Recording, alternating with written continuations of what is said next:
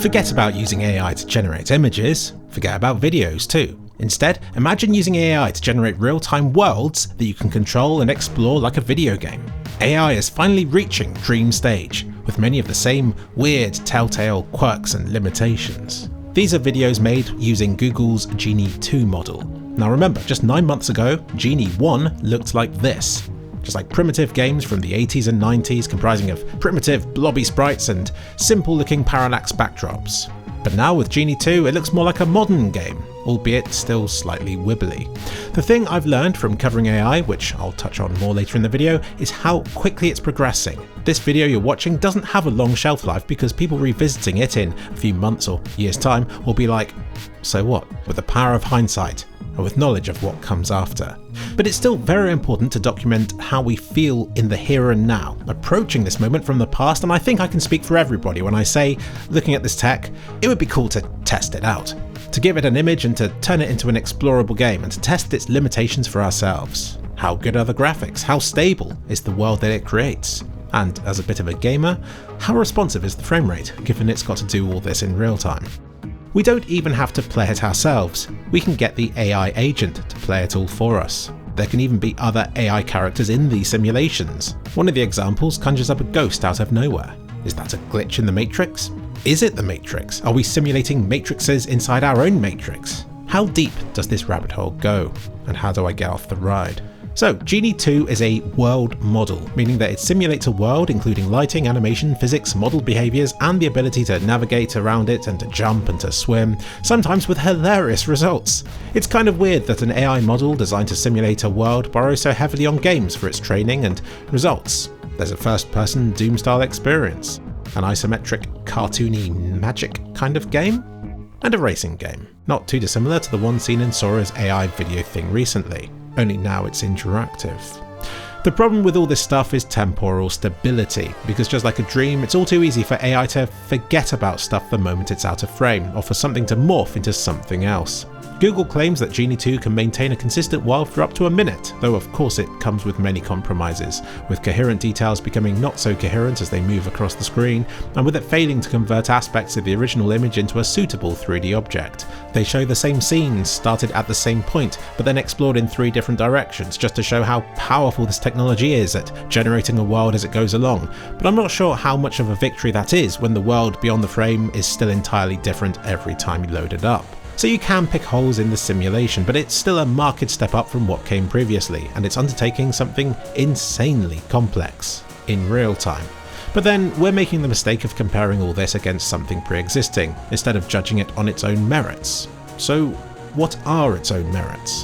While still very limited and buggy right now, it isn't constrained by polygons, textures, physics calculations or coding.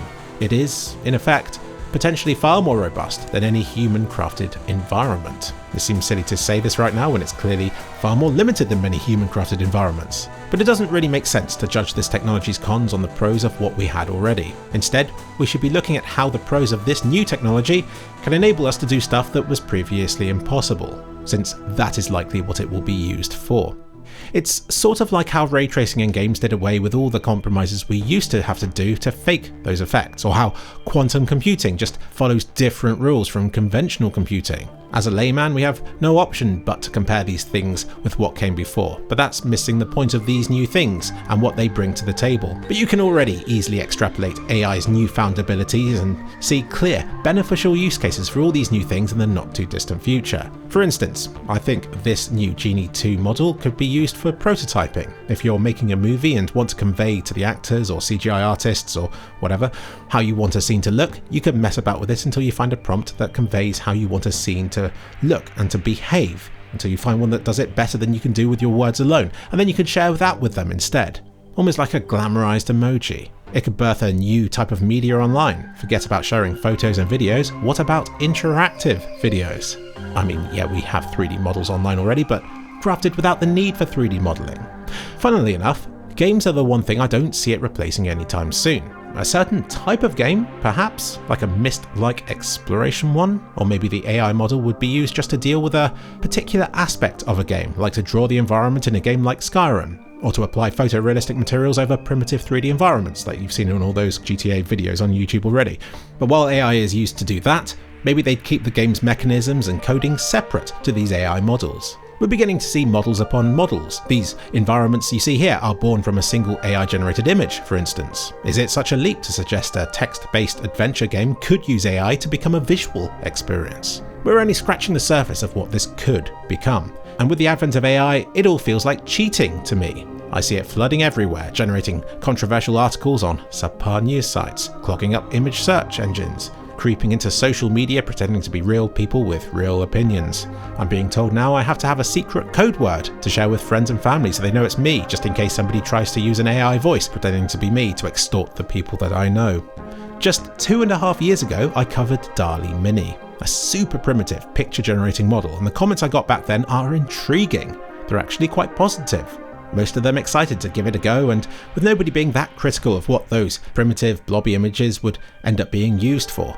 One comment I particularly liked said to remind them about AI in 10 years' time.